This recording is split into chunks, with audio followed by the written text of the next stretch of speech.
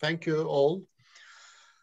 Welcome a new meeting organized by mostly by Mehmet. Thank you, Mehmet, for organizing all these series. And today we are hosting a scholar from Britain, Ramon Harvey. I will give you a short bio of Ramon Harvey, but before that, I want to introduce a short introduction about the topic we are dealing with tonight. It is Kalam JADID. As you see, it is Arabic, Kalamun Jadidun, a new Kalam. Kalam is international theme, so I don't want to render it as a theology or Muslim theology. So at least tonight, I prefer the term Kalam. So Kalam Jadid or new Kalam.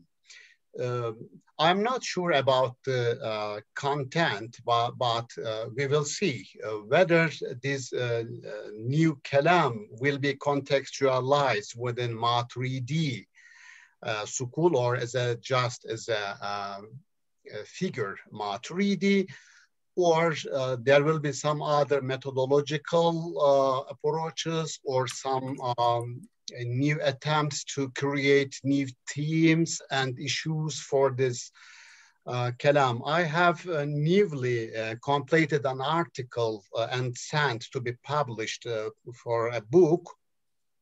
It is about the school character analysis. I mean, Maturidi. So what kind of changes, what kind of new progresses we will make about an historical school? So what makes a school new? So what kind of challenges we are facing in 21st century now as a humanity, as Muslims? So what requires us to renovate theology, renovate Kalam, what makes us, or what makes it necessary for all to reinterpret, to reinvent, or recontextualize any figure or any school, any historical one. Do we need that?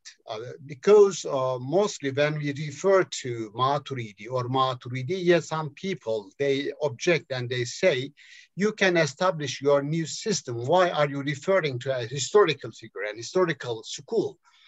So if we are trying to create a new agenda with new methodology, in a constructive way, what kind of issues we will bring forth? What kind of issues will make the new theology really new? So first, I would like to first listen to our guest. Then maybe we can add new questions to mine, and then we can discuss it deeply. Before we move on to our seminar or conference, let me introduce you our host very, very shortly. It is really a good opportunity for me because I have been studying Maturidi for more than 10 years. And I have my PhD thesis on Maturidi scholar Abul Mu'in and Nasafi. So it is really nice, a good opportunity to know that Dr. Harvey's and new upcoming book on Maturidi. So Dr. Ramon Harvey is a visiting lecturer at Cambridge Muslim College now. He received his MA and PhD in Islamic Studies from SOAS, University of London, where I spent almost a year in SOAS during my MA thesis. His research focuses on Quranic studies, philosophical theology and ethics, both studying the intellectual history of these disciplines. I know his first book, which is titled The Quran and the Just Society, which was published by Edinburgh University Press in 2018. He has recently completed his monograph on constructive Muslim theology, which as I mentioned a little bit earlier. Mostly this book focusing especially on the Maturidi tradition, and tonight I'm expecting to go to deep of this book if he likes. And Dr. Harvey, he also a member of the editorial board of the journal Comparative Islamic Studies.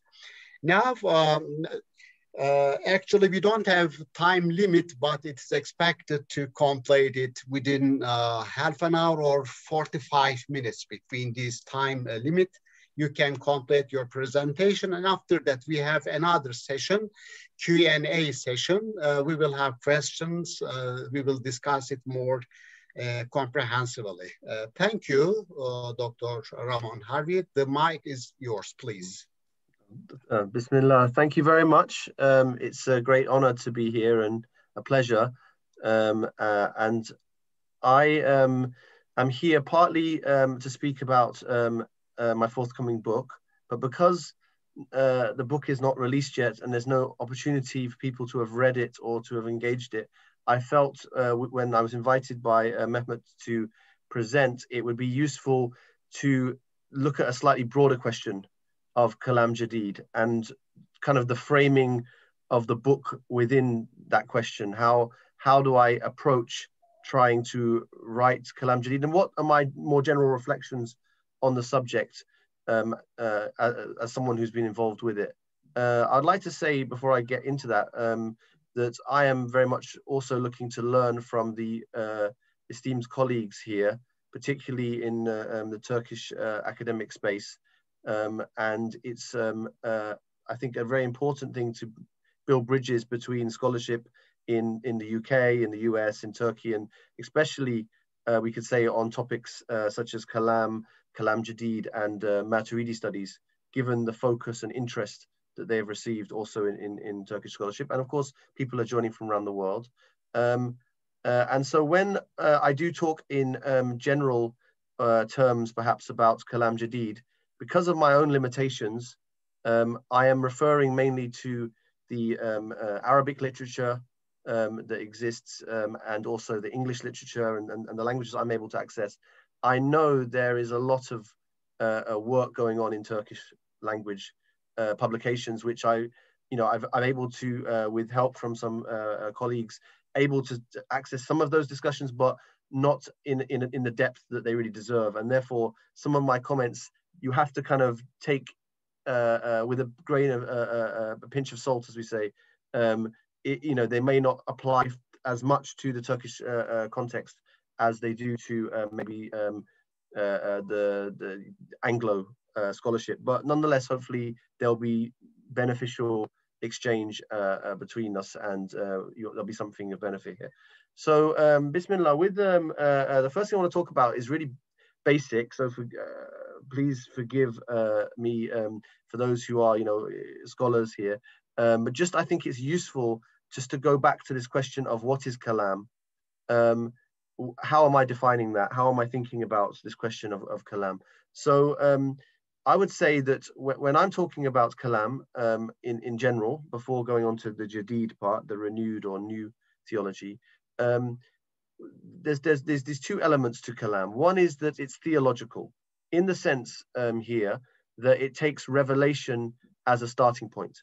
That Kalam takes the scripture, the Quran, and we can say to some extent the Hadith, but most importantly the Quran, because of its the strength of it, the authority of the Quran, as a starting point. It's not something in itself. It may be that certain, depending on the Kalam system, certain figures will want to have rational arguments to even reach the point of accessing scripture. That's fine. Rational arguments for example, prophecy, or for miracles that then allow access to scripture. But in general, I think Kalam can be taken reasonably as including a commitment to these sources from the outset.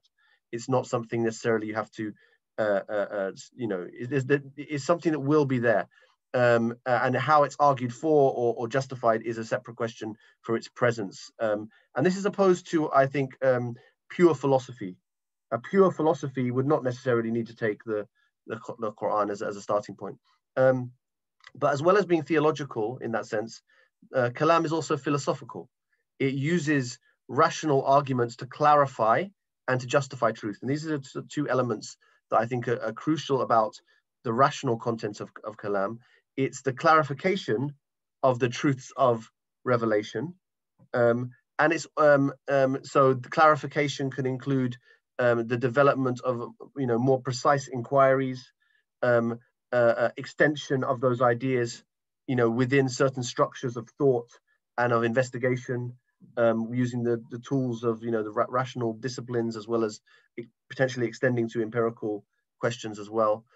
So there's this whole idea of clarification, extension, and then the justification being to actually defend the validity, the meaning, and the import, the importance, and the expression of the revelation. So I think that in a general sense, Kalam will have these two aspects, and this is quite probably uncontroversial.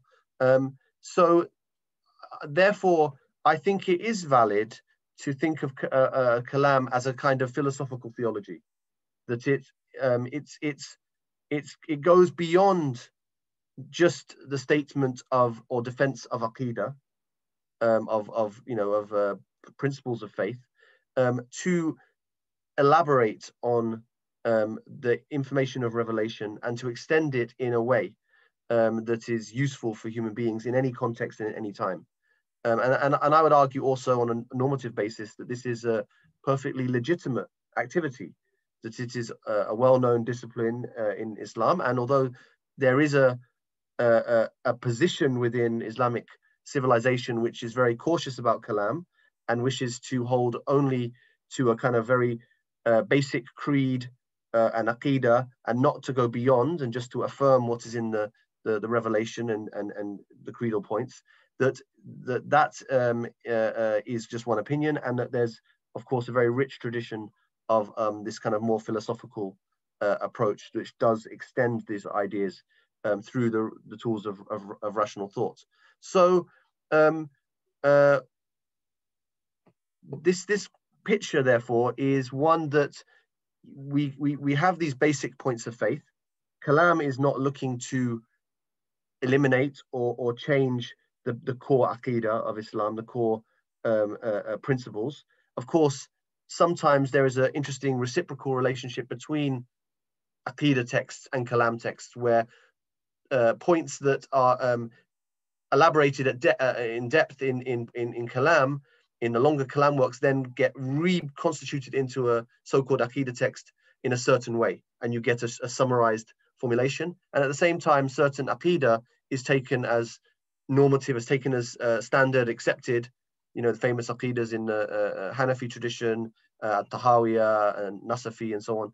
And then these are then elaborated within further works of Kalam. But in general, I think there is a clear kind of distinction of the ways in which Kalam can move beyond points of faith to this level of philosophical questioning, but within the framework of revelation. So with that said, and sort of seeking to move towards this idea of Kalam JADID, I want to talk about a very brief run through of the main periods of Kalam in Islamic history as I see it. And this is something that I discuss in the book in a lot more detail, and I can't cover it here, but I discuss in relation to the Maturidi tradition in particular. But you have these different periods, and it's not a case of that they're an absolute boundaries, and it's possible that certain periods can overlap with others. But in general, we have a formative period, which is we have the schools such as the early Mu'tazila, Shi'i schools, the Hanafi schools coming from the thoughts of Abu Hanifa, and those other figures of his time, traditionalist elements, figures who will, working from a broadly, we could say the Ahl Hadith approach, but then extending it with some more rational arguments. I'm thinking of the figures such as Ibn Qulab and others. And then you have, many other schools, sects, and groups in this early period. And what characterizes this period, in my view, is a focus on defense of core positions. That these different schools stake out core positions that are at the heart of their approach. And sometimes you will find this same core position made at that time will really continue all the way up until our time today. And that if someone wants to associate themselves, for example, with a certain school, Hanafi school, for example, there will be certain types of positions that will be characteristic, going all the way back to that period. For example, the eternality of divine actions is one sort of position which is associated with the doctrine of Taqween. So, this kind of position goes very early within the school, and yet it's something that is associated with the Maturidi school all the way up until the contemporary period. And in fact, I defend this position in my book. And also in this time, in this formative period, there is the introduction of major concepts, major arguments and frameworks. So there is this kind of explorative work going on, lots of ideas being thrown around, lots of core concepts, not developed necessarily at length, but just defended, presented, maybe some arguments sketched out for them. But really, the building out of these opinions into schools happens in the classical period. And this is when you have, the classical period here, we can say, I would put Imam al-Maturidi really still within the formative period. So that's the 4th, 10th century, and Ash'ari as well. And then it's after them, really, the schools start to develop. I would say the classical period maybe really coming in from the 5th, 11th century onwards in the history. And but it can vary depending on, in the individual school in question and how you want to assess it. Obviously, the Mu'tazila had an earlier classical period, their thinkers having sort of started on the path of Kalam, we could say slightly earlier in a sense. So what are they doing in this period of the classical schools? They are building out their systems in more detail, providing more evidence, dealing with objections, and it's associated with a dialectical kalam, a kalam that responds. And very famously, if you read these texts, we have in qalu fanukulu, if they say then we say, and back and forth. And so there's a kind of attempt to deal with the potential objections, present the dalil in a clear sense, and establish the positions of the first kind of developed more in the formative period. And then we have this classical period continues for several centuries, and to some extent it can continue longer or shorter depending on the school and the environment. But you have something eventually called the late classical period, and particularly key in the Sunni Kalam, and more generally in Kalam as a whole, is the influence of Ibn Sina. And this is especially through the reception of Al-Razi, Fakhruddin Al-Razi, pushes to a new type of Kalam, sometimes called post-classical, or I tend to say late classical. But this claims instead sometimes of the dialectic to have a demonstration, a burhan approach to proof. There's an increasing sophistication in making fine distinctions between positions. A great emphasis on certain philosophical concepts as being the foundation, and also increasingly discussions in the Hawashi, in the margins. We could say in this period as well, there are some very interesting developments, but there's also a kind of, to some extent, a kind of locking down of the concepts, so that as you build higher and higher in your intellectual system, certain foundations are kind of locked in place so that you can have these discussions at a very high level of refinement. And therefore, it's possible that certain pathways that were available at the earlier position, though certain pathways have not been taken, but rather, a certain formation, particularly influenced by some of the distinctions of Ibn Sina, becomes the kind of basis for these further investigations. And then this carries on all the way really until the modern period. And I'm, of course, vastly summarizing here. And then you have this early movement towards the Kalam Jadid. And this is in the modern period. You have some thinkers looking to kind of, rather than just to continue to build upon those late classical foundations, looking to do something slightly new. And I kind of identify three main sort of intentions in Kalam Jadid. That this is like from you have early figures in the Ottoman Empire. You have figures Al-Kharputi, Izmirli. You have figures such as Shibli Nomani in India, of course Muhammad Abdu in Egypt. So you have these kind of figures. These are some of the ones I touch upon briefly in the book. And then what I think is happening with the Kalam Jadid of this kind of late 19th century, early 20th century period is there's a concern that Kalam has become more too complex for the common people, or we could say, and put this in another way, with the increase in literacy amongst the populations, there is a feeling that the Kalam is at such a high level of refinement that it doesn't speak to the common literate public. And therefore there is a need to kind of strip it down to a more simple, understandable Kalam that's accessible to the general public or to a wider educated audience that aren't necessarily the ulama.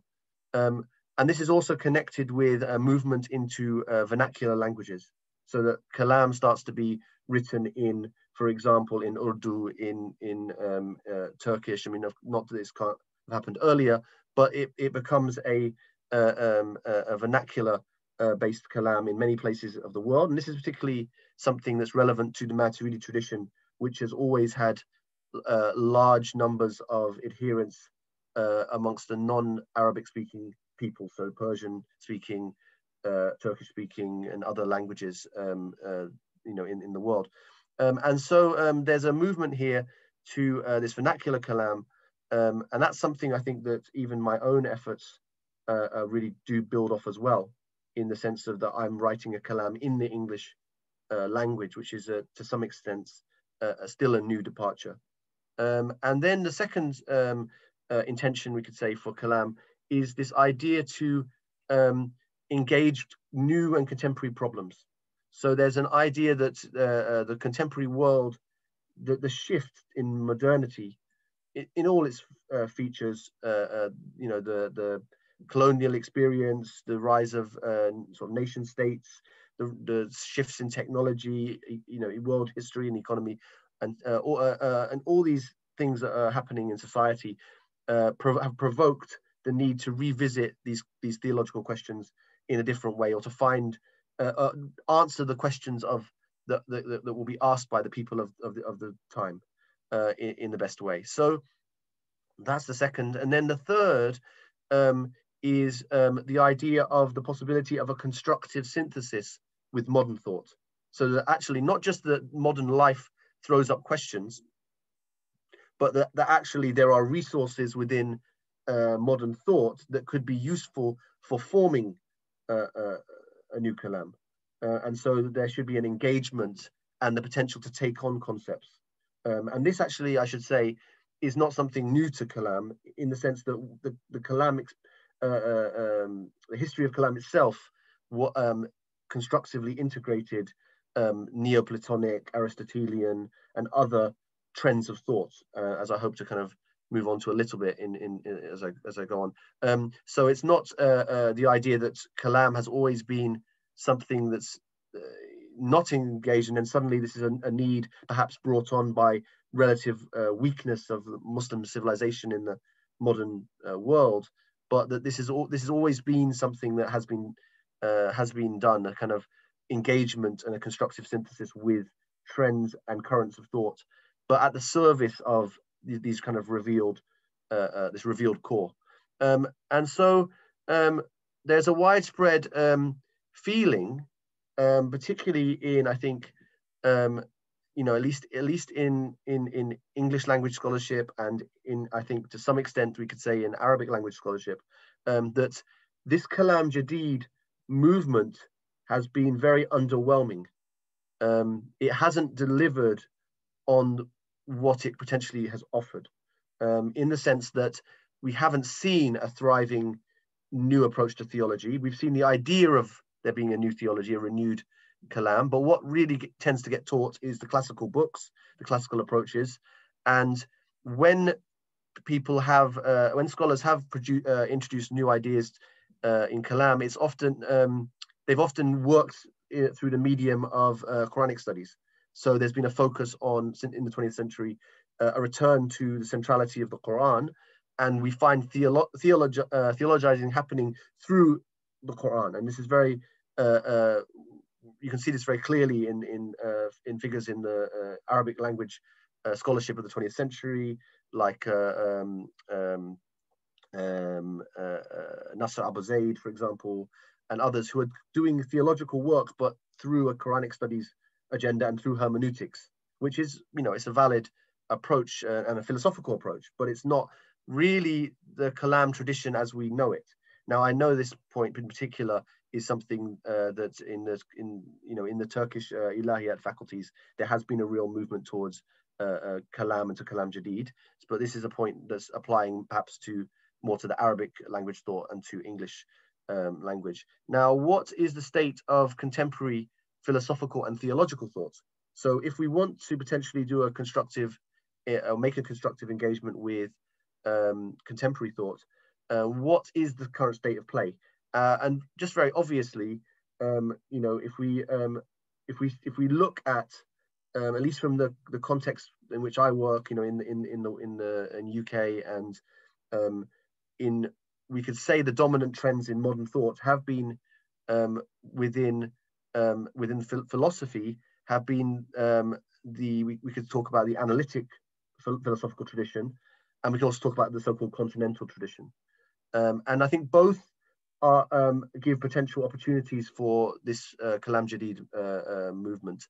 In the analytic tradition, although there was an original association with atheism in the early part of the 20th century, in recent decades, there's been a strong tendency for a kind of Christian analytic theology, which uses the tools of analytic philosophy, a focus on the rigor of clarification of language, rigor of argument, logical proof, and so on, and then applying that to clarify and justify Christian theological dogma and positions.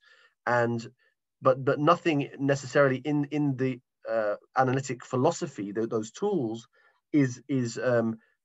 has to be associated with specifically Christian positions.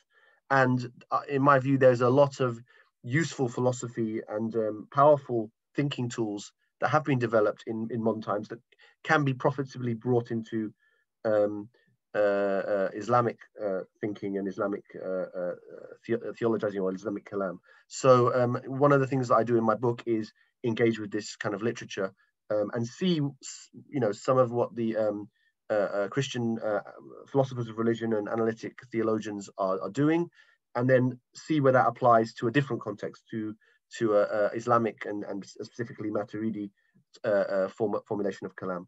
And then in the continental tradition, we could say in general here, it was never as doubting about the possibility of faith in God as some of the early 20th century analytic philosophers were. But there has been a question mark over to what extent is metaphysics possible from the phenomenological angle, and particularly following figures such as Heidegger and so on. There has been question marks in the continental tradition about how much can we go beyond the life of the human being to actually think about these higher metaphysics of God, and so on.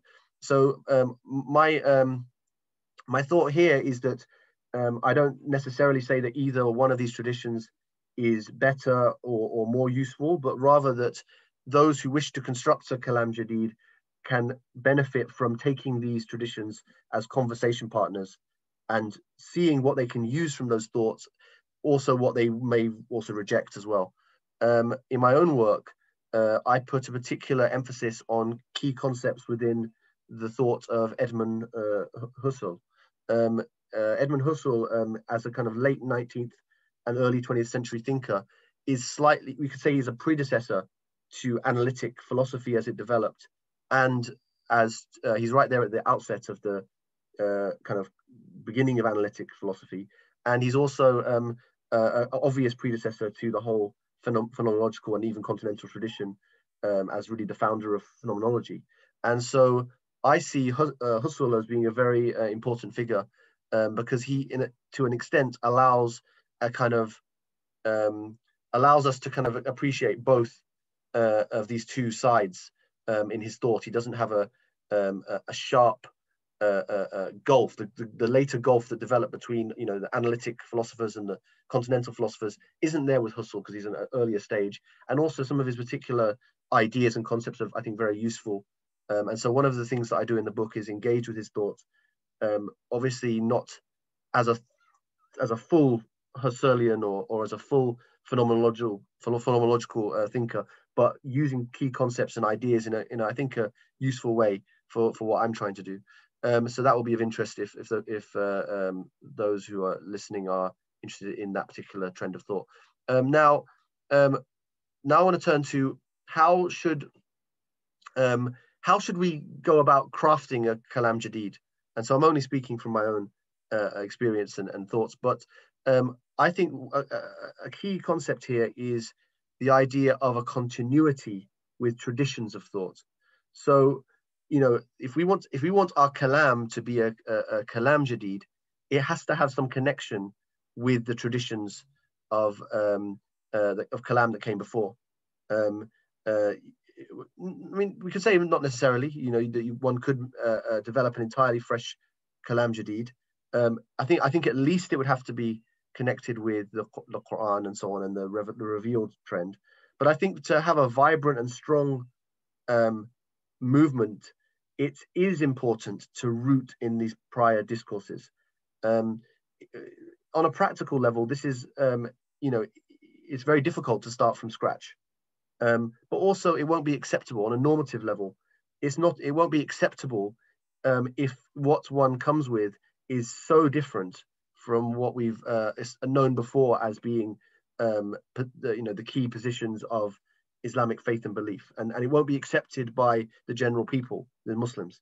And this is, I think, an important criteria that when you see the later philosophical theologians in the late classical period, even as much as they developed intricate systems of thought, they still were writing commentaries on creed texts such as Nasafi's Aqaid. They still had that connection to the positions and the doctrines of the early tradition, even if in some questions they were able to refine the understanding of that. So I think it's very important to be able to say that it's a legitimate Islamic kalam, and that this will have usually need some connection to recognized schools of thought. In the Sunni tradition, that's basically a connection to the Maturidi tradition, the Ash'ari tradition. Possibly you could connect to the Hanbali or the so-called Athari tradition, although the connection, the kind of amount that the latter is a kalam tradition is open to some discussion. But certainly, there's a possibility there, and particularly the thought of Ibn Taymiyyah gives the obvious way that can be done. So it should have this connection, but also the kalam that's produced must be theologically defensible in internal kalam terms. So if we produce this kalam jadid, it should be defendable to other Muslims with kalam commitments who want to argue and debate the principles and the positions. And at the same time, it should be philosophically defensible in terms of the broader context in which we're in terms of, for example, contemporary thoughts, contemporary philosophy. And it should be useful in engaging contemporary theology and philosophy. A Kalam Jadid should have something to say to Christian philosophers, to Jewish philosophers, to atheist philosophers. It shouldn't just be an internal conversation with the Muslim community only, because that's the point of Kalam is also about justification of truth and clarification, and that is something that happens usefully with those outside of the Muslim community, whether theists or not. And so, where can this be done? Well, my context is an academic context, and I think that this is a very good place for this project to take place, and it's a natural home for a Kalam Jadid, but it does need some sometimes some debates and arguments within the West to have that acceptance that this is a valid academic pursuit. Obviously, that's not the case in an Ilahiyat faculty in Turkey, but in the West, there is a sense that, you know, there is an automatic understanding that theology is, basically a Christian pursuit, perhaps Jewish and Christian at the most, and that Kalam is something that is only to be found in the historical faculty, or found in terms of a question of intellectual history. And I think that we need to be careful, therefore, to argue for the place, but also not to ignore the great advances that have happened from the Western methods. So, for example, it's very clear to me that some of the advancements in the history of Kalam, in the kind of historical mode, have been very, very strong. You know, major thinkers we have, for example, figures such as Joseph Van Es, as one of the obvious examples. These figures have made great advances in understanding the history and development of Kalam, and there's a very rich discussion going on. And as scholars, we will often participate on a historical level. And actually, in my book, I try to present arguments that are useful on a historical level relating to Al-Maturidi and the early school in particular. And at the same time, Western scholars have often been very cautious in trying to adjudicate on who wins these debates, which is the stronger position. Has so-and-so school got a stronger argument, or is it this other school? They don't like to make that kind of normative judgment, because they feel that would be, going beyond what the history allows. Rather, they try to show just the causal influence of this certain discussion, try to analyze and describe what's at play, what's at stake, and then how this then affects later thinkers, but without trying to say that one or the other is the correct Kalam, because that would be, they would not want to take that side. I mean, some figures will do this, but in general, you'll see this reluctance. The natural place, therefore, for a kind of Kalam Jadid in the Western Academy would be in the divinity, theology, or religion faculties. So this is obviously a different faculty from the historical, history, Orientalism, or Oriental, or Middle East, or which, however, is put in different faculties. But the historical faculty is often separated from the theology faculty or the religion faculty, and the natural place for Kalam Jadid actually would be in a kind of more religion faculty, because that's a faculty where you will have active theologians making theological arguments. And if you look at what, for example, Christian theologians are doing, they will very often go back to Thomas Aquinas or go back to Augustine, and then they will take some of those ideas and then they will develop them in a fresh approach.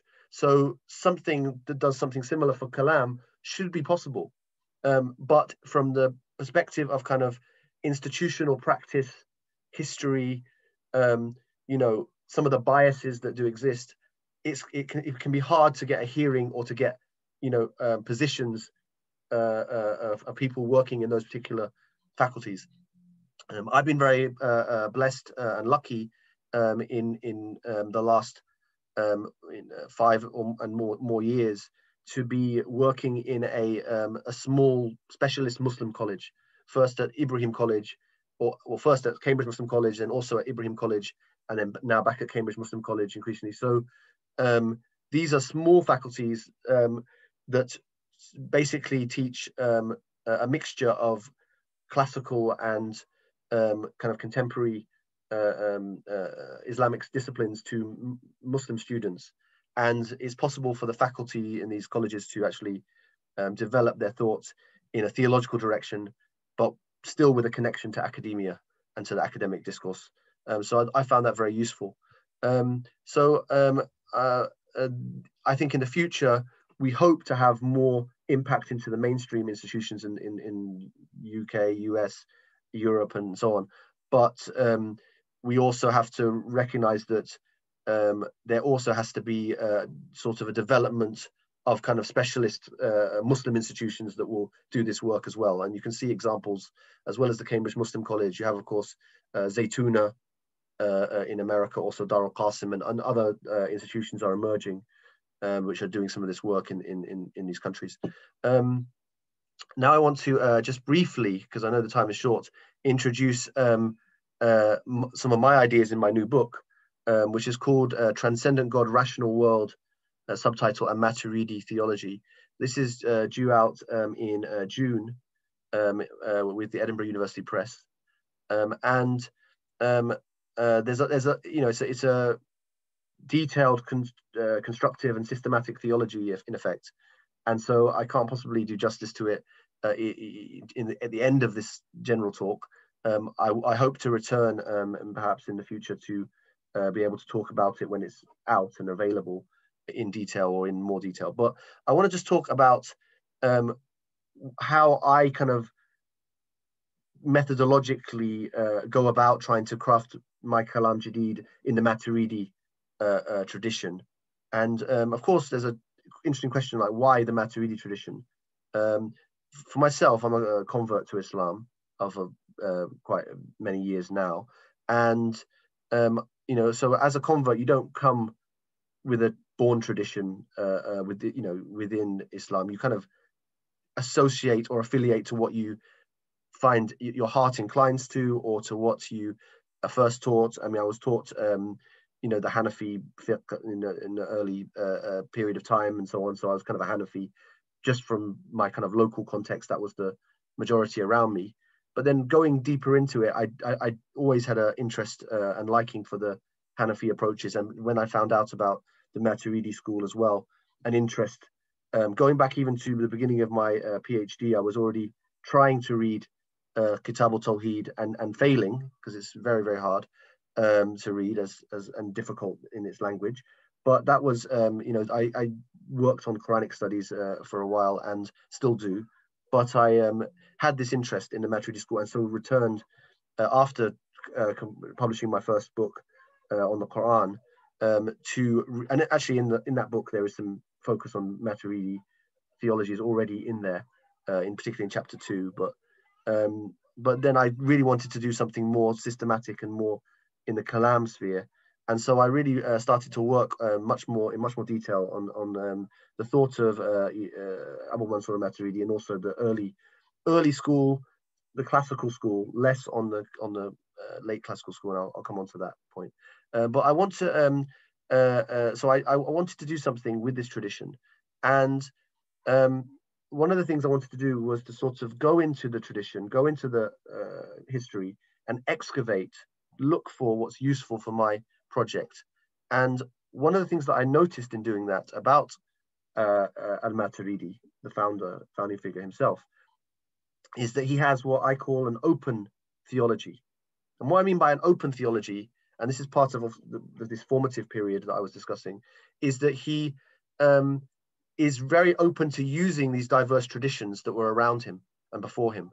So, for example, of course, the Hanafi tradition, and you know the transmission of the Hanafi tradition to Samarkand, but also elements of the from the philosophical tradition. You see elements, I think, of the kind of philosophy of Al-Kindi, and through him, not necessarily his thoughts or philosophy, but that transmission of the the philosophical heritage. He mentions points. He also refutes things that he doesn't like about the philosopher, but he brings in points from the Hikmah.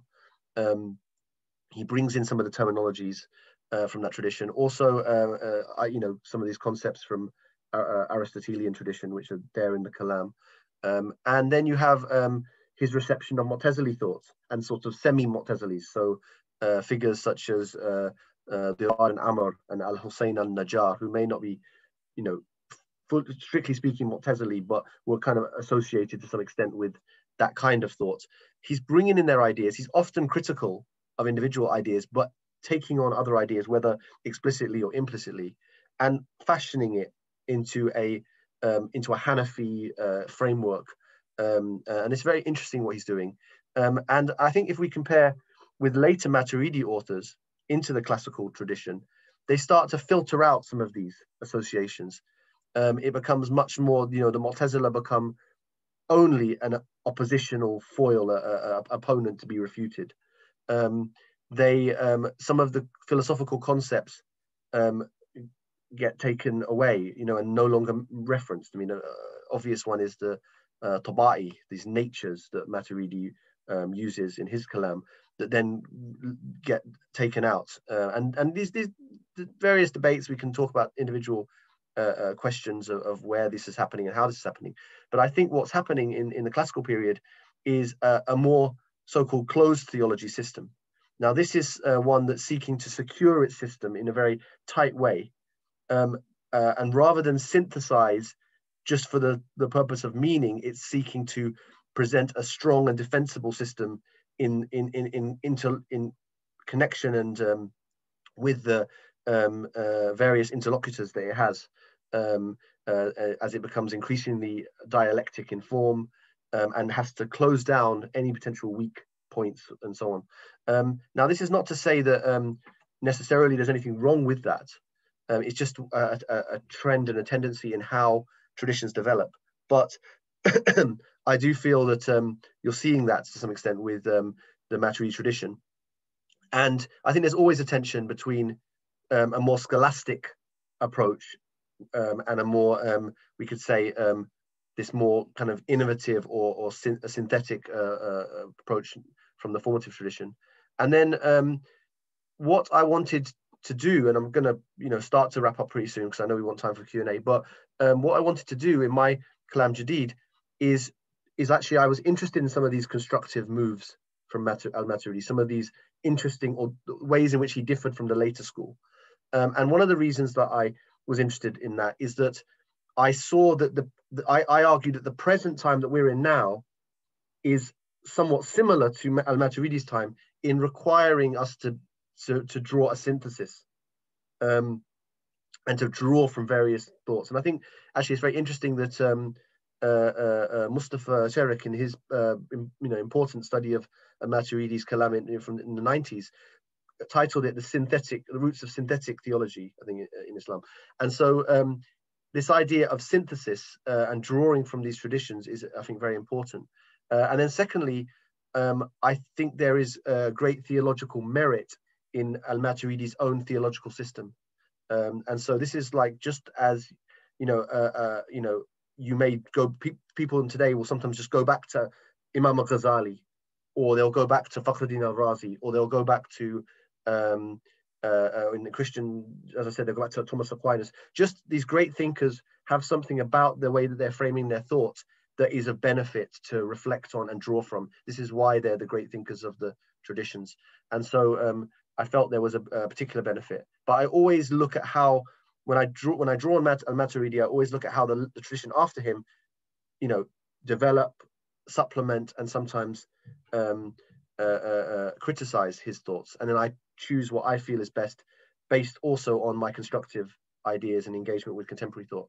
And so I don't do, so when I work from the later tradition, I work from the early Samarkandi school, so these figures around al-Maturidi and just after him, and also the classical school, but much less, although some, but much less on the late classical school.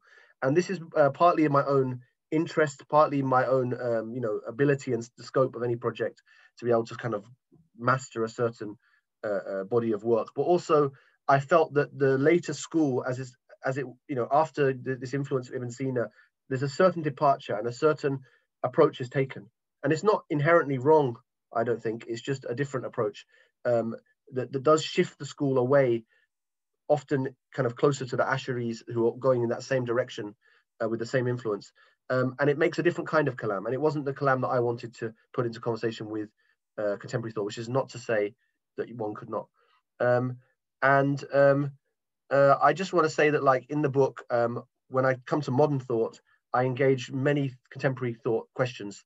For example, contemporary meta-epistemology, the foundations of knowledge, the human mind and the world, you know, especially the significance of quantum mechanics in contemporary thought about that, philosophy of mathematics, and questions of set theory, contemporary ontology, different theories of the, you know, the fundamental nature of the world, and natural theology, arguments for God, time and eternality and necessity, and of course the book really builds up to discussing the divine nature and particular divine attributes, God's knowledge and wisdom, and of course wisdom being a key, Hikmah being a key Maturidi concern, and then creative action, takween, discussions of the creation of the world, and also the divine speech in the Quran, which is where I finished the book.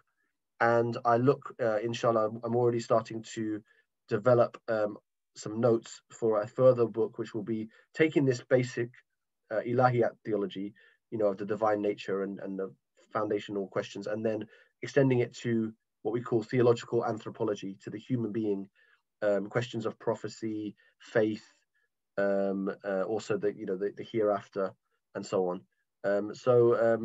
You know, I hope that will be also a very interesting project to be involved in. So I will actually stop there. I had a conclusion, but it was just basically to sum up what I've already said, and I've taken more time than perhaps I should. So I will stop at that and say that I would like to, you know, continue to engage in the Q&A.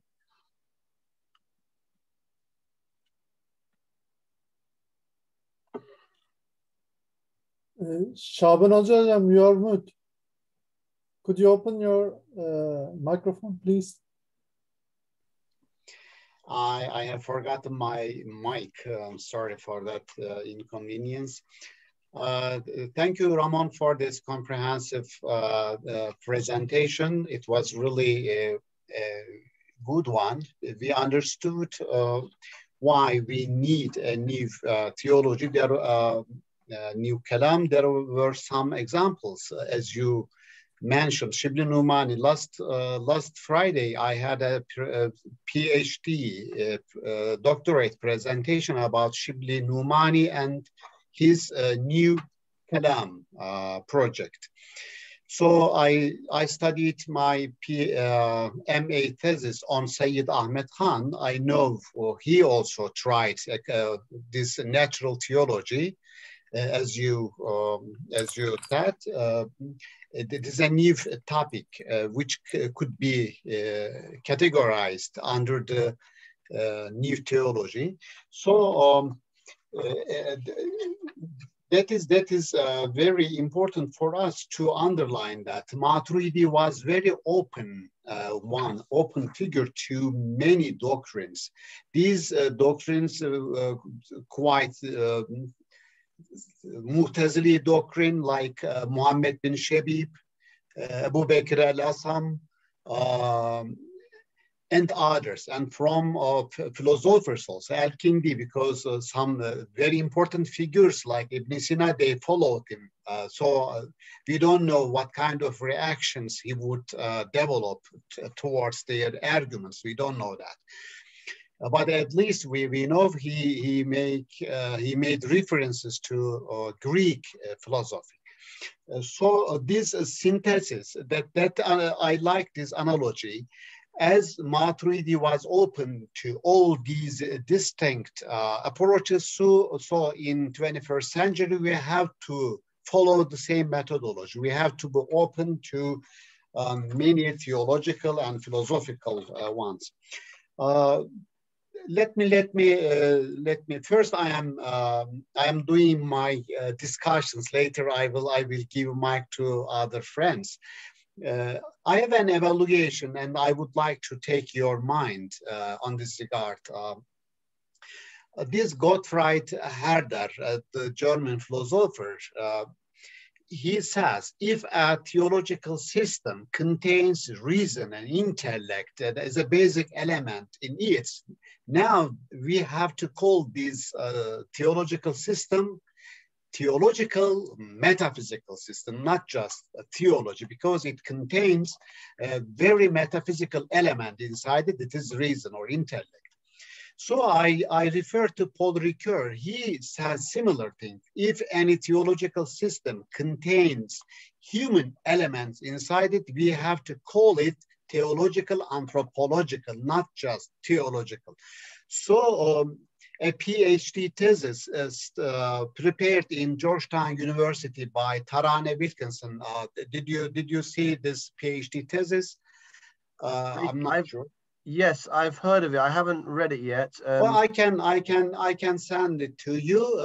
Most of this PhD thesis on my ideas about theological anthropology.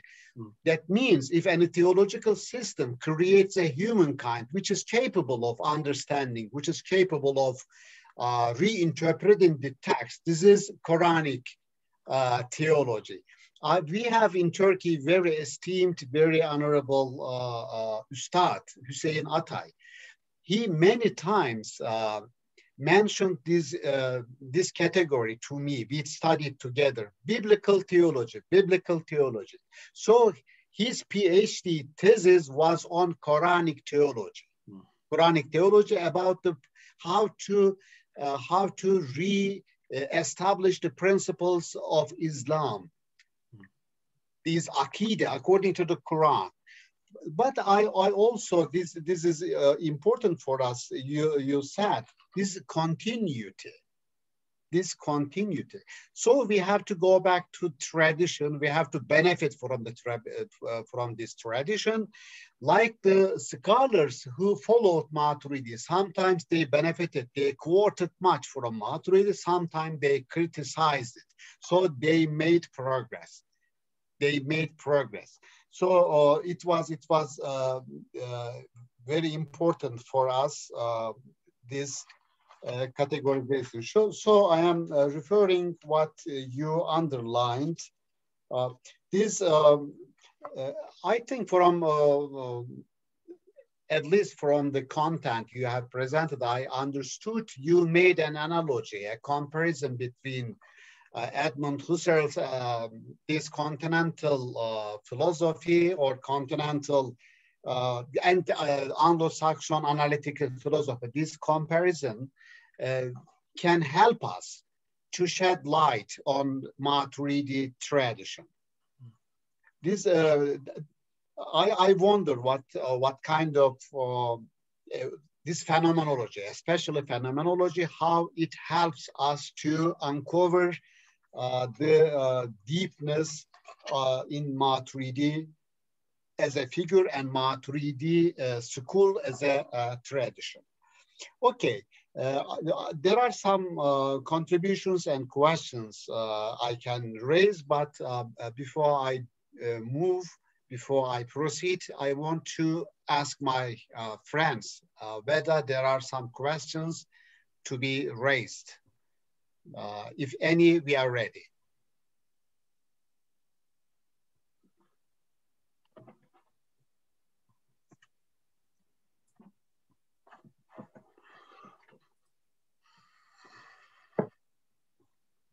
Mehmet, do you have any question? So, of course, and thank you very much, Ramon.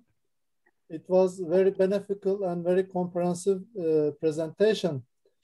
So, you know, in classical period, Kalam mainly depends on acquired knowledge. I mean, iktisabi or muktesab knowledge.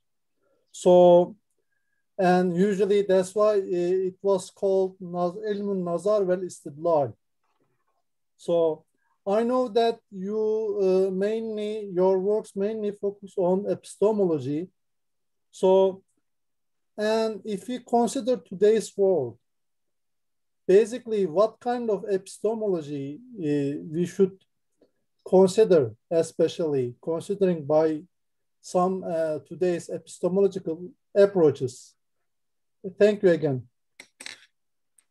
Okay, so the first chapter of the book that I've written actually tries to engage in the epistemology question fairly comprehensively, as is possible in this kind of work from the Maturidi stance. And particularly I go back and I re-examine this opening section of Kitab al-Tawhid, which has been studied quite a lot. It's one of the parts of the book that's been best studied in contemporary literature, it seems to me.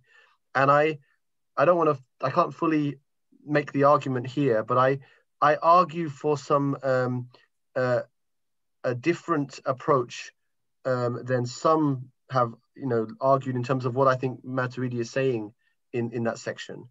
And what I'm argue is that he, although he, makes clear the importance of rational argument, I see him as more open to the to the sort of inherited tradition as well than, for example, some of the Mu'tazili thinkers, and I think Al-Ash'ari takes from this, and this means that I think with Maturidi you have this kind of simultaneous acceptance of the reality of tradition, the reality that we, and it's actually a point that gets obviously expanded a lot in these phenomenological thinkers today, but this point that we are always within a history, within traditions of thought and thinking and of our time, even of culture. But at the same time, we have the possibility for kind of rational reflection and argument as well. And what we should do epistemologically is try to kind of balance between these two elements. And so I argue that we can think of Maturidi as a kind of evidentialist position, but crucially not a foundationalist thinker. That he's not trying to bring everything back to a definitive revealed statement or a definitive rational principle, but rather he accepts the use of certain concepts for the justification of truth, drawing from the tradition. And he mentions the sama'. And the sama' here is not just what's in religion, but it's what has been taken as useful by the community up until that time, I think. And a really clear example of this is when he starts to draw on this idea of, for example, he starts drawing on these concepts of taba'i and draws on this idea about the alam saghir, the microcosm. He doesn't necessarily say, well, there's a hadith that means that this is revelation, but he draws from it as part of this inherited philosophical tradition as well. So I think that in a similar fashion today, we don't need to be so closed that we have to argue everything back to being from, this point in the Quran, this definitive philosophical premise. Increasingly, I think contemporary thought has shown that's not really a possible procedure. Even in the 20th century, it was discovered that even mathematics cannot be defended to that level of foundationalist proof, with the Gödel's incompleteness theorem and so on. So I think that Maturidi's approach is quite useful for today in allowing us that flexibility to draw from various traditions, and as long as one can justify in an appropriate way, and as our host has said, I would say, of course, there's a human element in theology. That's because it's theology.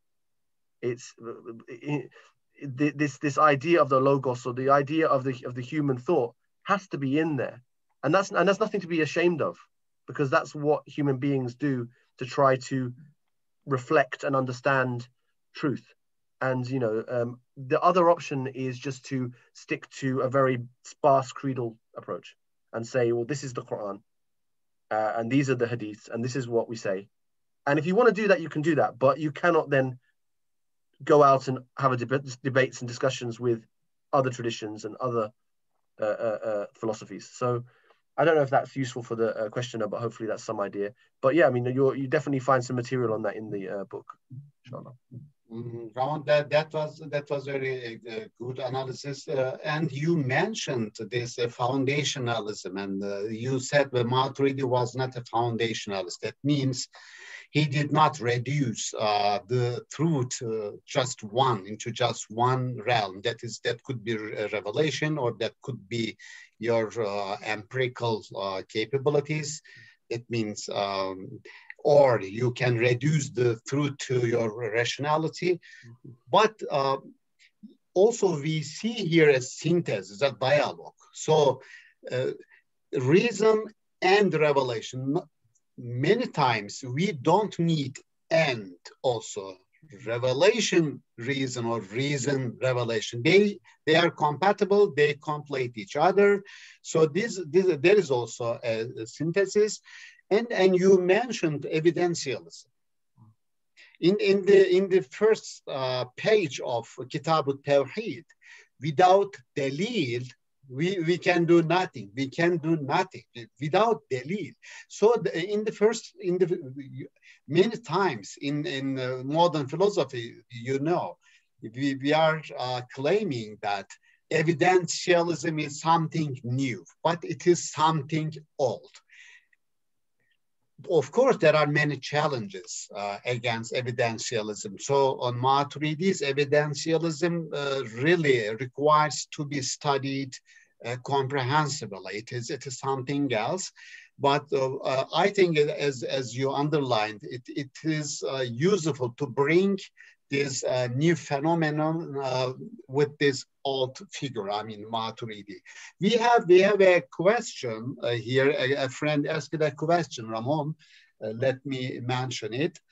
Dr. Ramon Harvey has mentioned Maturidi engaging with peripatetic philosophy, specifically Al-Kindi's thought via Abu Zayd al-Balkhi. This is very important figure.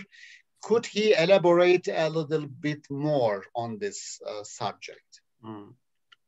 Especially maybe you can more concentrate on his relationship with the Mu'tazili thought, and can it help us to contextualize the Maturidi especially Maturidi, not the Maturidi thought, but Maturidi, if we have to categorize him, contextualize him, can we say he is more akin to Mu'tazila rather than Ash'ari thought? What would you say? So on the point, I think this is, someone has asked this question based on a previous interview I gave. I mentioned that some scholars have said that Abu Zayd al-Balkhi may have been the link, but it's not. I think it's hard to prove. But I think Abu Zayd al-Balkhi did meet with al-Ka'bi, who is obviously the major figure who al-Maturidi is seeking to often argue against.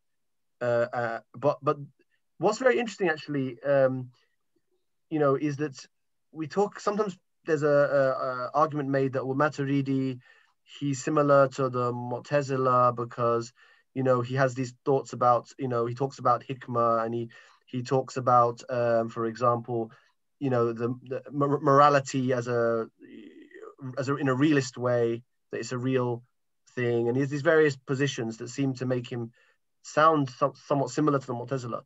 Of course, he's arguing against Mu'tazili views throughout his book. And if you read the tafsir as well, the ta'wilat, in almost every page, he says this is an argument against Mu'tazila. So it's very difficult to say that he is somehow Mu'tazili. I mean, Al-Ash'ari actually was a Mu'tazili, and some of those Mu'tazili, I think in his thought, some of the Mu'tazili ideas about the sort of divine, we could say the kind of theory of creation, Ash'ari is much closer to the Mu'tazilis than Maturidi with his concepts of takween and so on, which is in a way more traditionalist. So I think that especially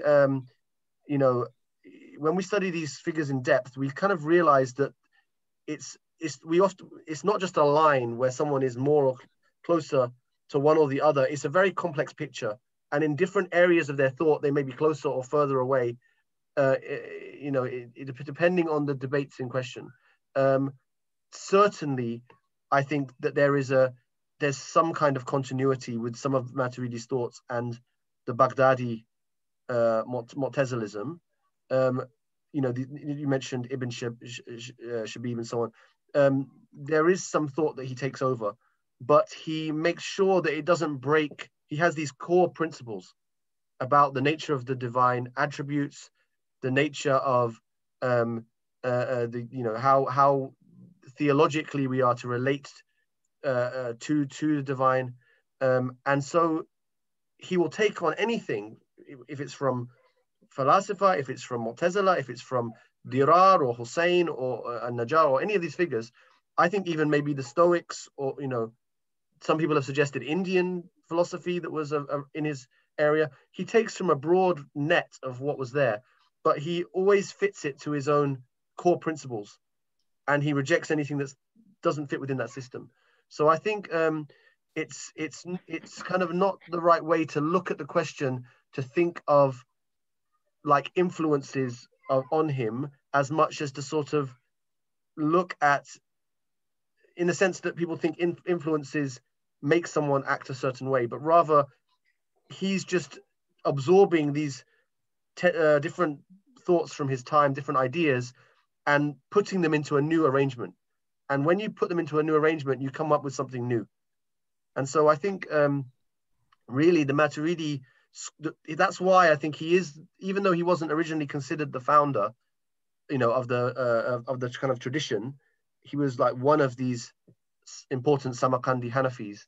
When the figures looked, when the later Maturidis looked back, they saw something, I think, in Abu Mansur Maturidi that was different from anyone else in the way that the logic of his system and the principles, and it enabled them to develop this kind of classical school from it. So I think there is something important there. And it's less about these individual relationships as kind of what he's doing with the tools that he has. Okay, thank you. We have another friend who has some contributions and comments and questions. Nasif Hocam, here you are, please. Thank you very much, and good evening, everybody. Thank you, Ramon, for this nice talk. So it's very rich and raised many questions and points, I think.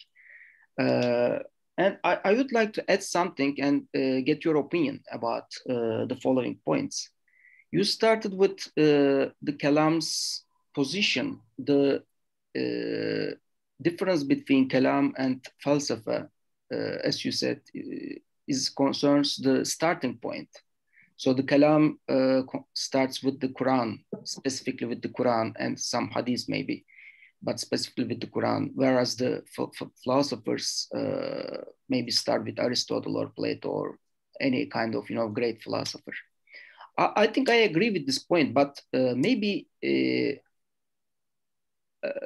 I would like you to consider the following interpretation, whether you agree or not. I would like to get your opinion.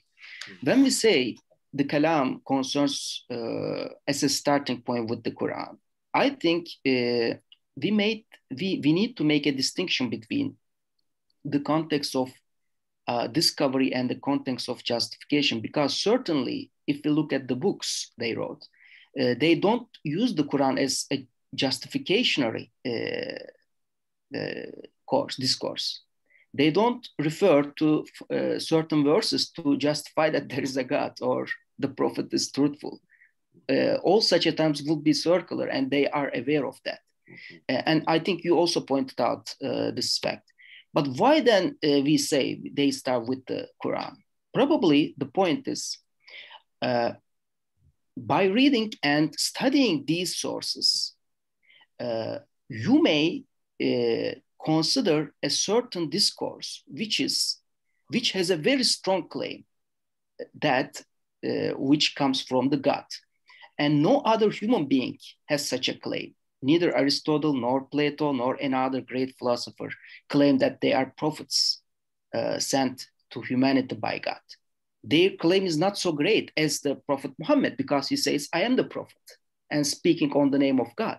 This is a very strong claim. And if I have a limited time and limited labor and limited capacity, I would like to study the greatest important, a claim that has a greatest important primarily. But that doesn't mean that that claim is true before I studying that claim. The Mutakallimun, I think, started to work on the claim of prophecy that includes the Quran and the Hadith. And after their evaluation, they came to the conclusion that, okay, this is true. But the justification here comes primarily from experience and rational evaluation, rather than revelation or the scripture, as we say. Once they understood that there is a God, there is only one God, and the prophet is truthful, that means the message coming with the prophet is true, and they accept it altogether with all its details. After that point, they refer to the verses. For example, when you look at the discussion on the human action, the nature of human action, they use verses to justify their points, but that's a much later point. Once you argue for the existence of God and the truthfulness of the prophet, much later. That's one point. I would like to get your opinion on that. The second point, what do you think about Maturidi's argument for the Hikmah of God? So he seems to consider Hikmah as a separate sifa, separate than the ilm, because there is a divergence between Ash'arites and Maturidis. Hikmah is something like an eternal attribute that guides all divine action. And in no specific action, you can conceive that God's Hikmah is not there. It's always guided.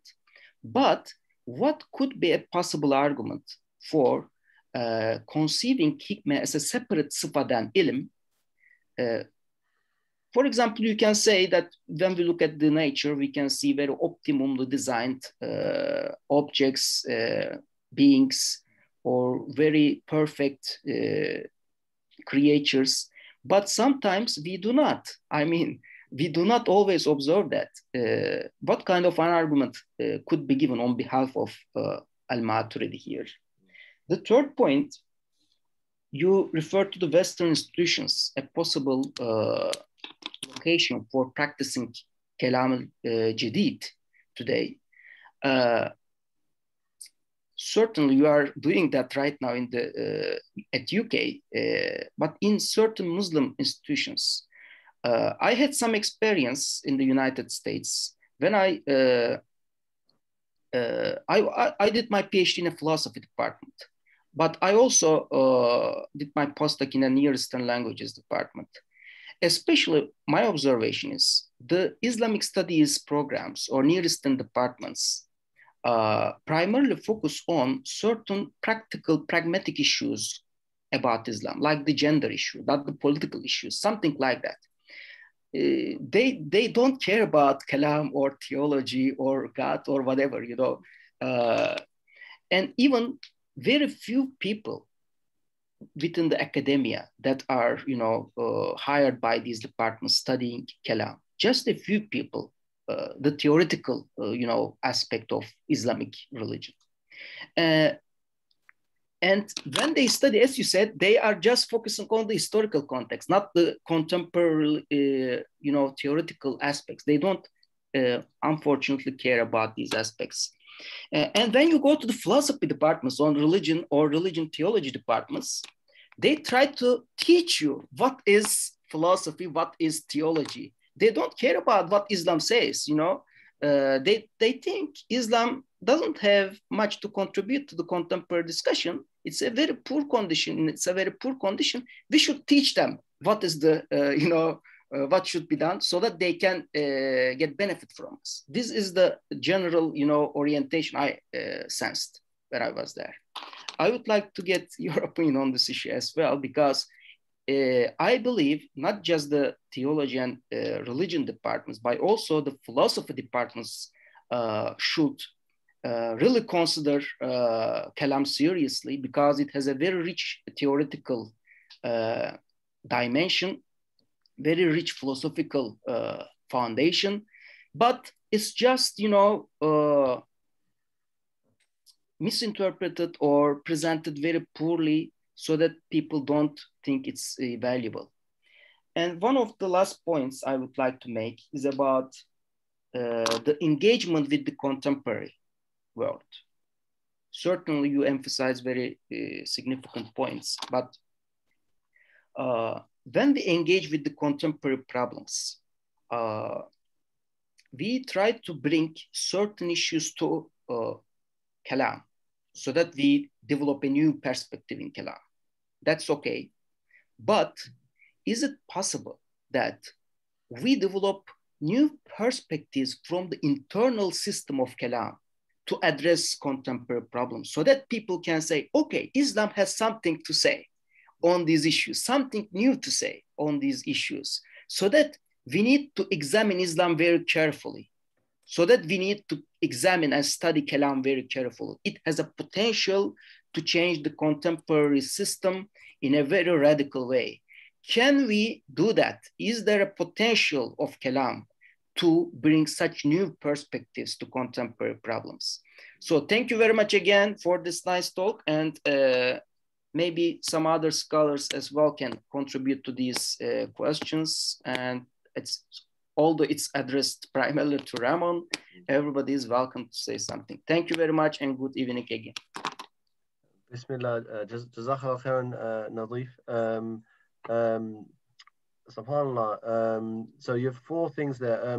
I'll very briefly try to touch on them.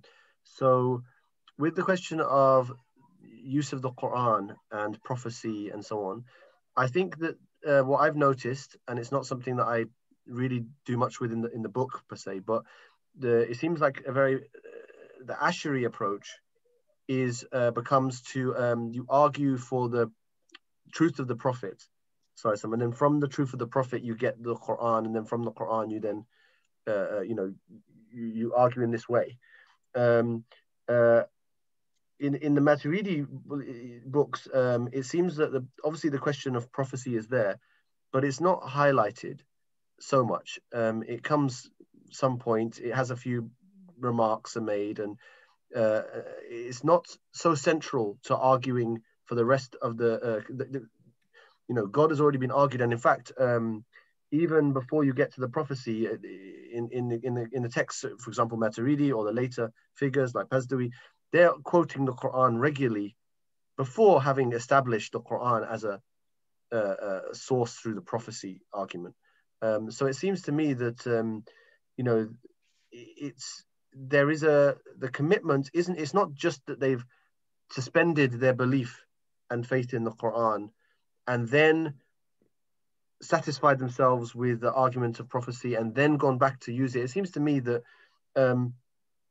although, as you say, you can't argue to someone who just disbelieves in the Quran, believe in God because here's the Quran and the Quran says, Allah is real, or this doesn't work, of course, and they have other arguments for those points. But it does seem to me that they feel free to use it, and this is part of what I was saying in terms of this more open approach. That it's there and it's used, and in fact, I've noticed in some of the Kalam books, they say our argument for the Ahl Qibla, and then they bring the verse of the Quran, and then they say an argument for Ahl Adyan, and then they bring the rational argument for them. So they're kind of I feel like it's maybe not as I don't want to say it's not systematic, but I don't feel that they hold off from using the Quran very long. Obviously, for certain arguments, just a clarification. Yeah. A very good point, and this is also done by the Ash'arites, by the way. Before proving the existence of God, they also refer to certain ayah verses. But the point of their reference is not to justify the existence of God, but to get some guidance from those verses, like the verse about the development of a baby in the womb of a woman. from stages to stages. Al-Ash'ari, for example, thinks this development indicates hudus. Second, imkan, because the baby may be girl or boy. And also there is a certain order here. It always happens that way. So we can derive hudus, imkan, and nizam from the verse and look at the universe now to find these features. So we find them in the universe and develop an argument that has these three dimensions. So this is why I made the distinction between context of discovery and context of justification. Before the proving of existence of God, they use sometimes the verses, but within the context of discovery, not justification. They discover certain elements they would like to use in their arguments for the existence of God. But maybe Maturidis also appeal the Quran to the Quran in the same way. Fihi nazar. Okay. Thank you. I think it's worth exploring. I mean, I'm unsure. I think with Maturidi, I mean, he's already referring to the Quran very early on. I mean, I think, it's a case of using the Quran in the way that's appropriate for the context of the argument and who you're trying to convince with the argument. And so I think I agree with you on that.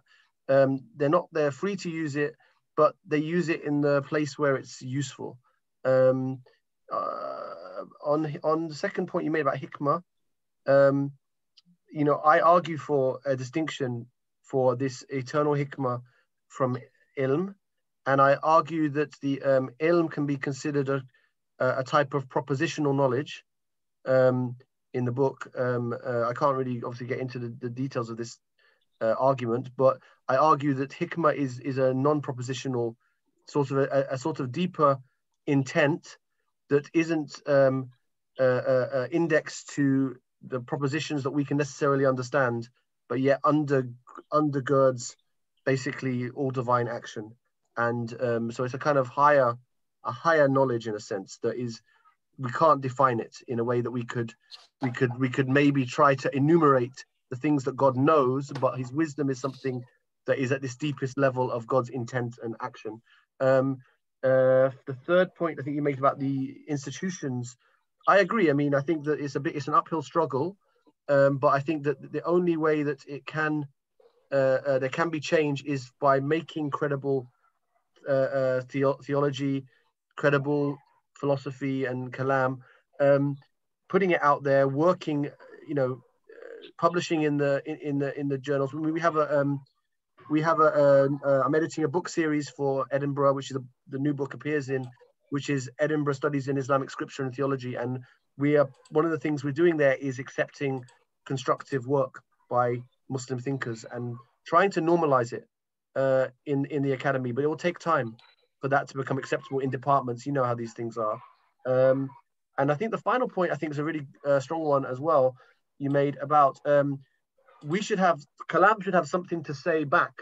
And I was going to say that in my conclusion, which I cut off to give us more time for talk, that it's about, so I'll just read what I was going to say, is that we should find a way not just to put the Kalam positions in the language of contemporary thought and to overcome the objections that may be faced, but also to start to solve modern puzzles using the resources of Kalam, so that Kalam should have something to say to these questions about the nature of reality, the nature of the mind of the human being, of God and the creation, and it should have a voice in these discussions within whether it can it's not in our power to change everything, but at least we can try to put forward in the best way that kind of work. I'm going to have to seek the permission and forgiveness of everyone, because we have iftar here in London, and my family are calling me for iftar. So I think I would be wise to sort of finish up. But I mean, have a good iftar. Have a good iftar. Inshallah. But honestly, it's been a wonderful experience. I really thank Mehmet, Dr. Düzgün, for your wise thoughts. And I really would like to continue this conversation and discussion, inshallah, in the future. Inshallah, after your book come out, we are going to invite you again. Inshallah, inshallah. Dr. Ramon Harvey, thank you for taking part in our session, and we don't want to keep you more, to keep you away from your family. Have a good Ramazan Kareem, inshallah. And I would like to thank all participants with their questions and with their contributions. To see you in another session, inshallah. I hope so. And I wish a good night for everybody. Inshallah. Ramadan Kareem to everyone, and assalamu alaikum wa rahmatullah. Alaikum salam. Thank you very much. Mehmet, would you like to say something and finalize the session? I don't have. Thank you, Şaban hocam, as well. And thank you, Ramon Harvey, and all participants. We are going to continue organizing this kind of events, inshallah. See you. Very good night. Assalamu alaikum.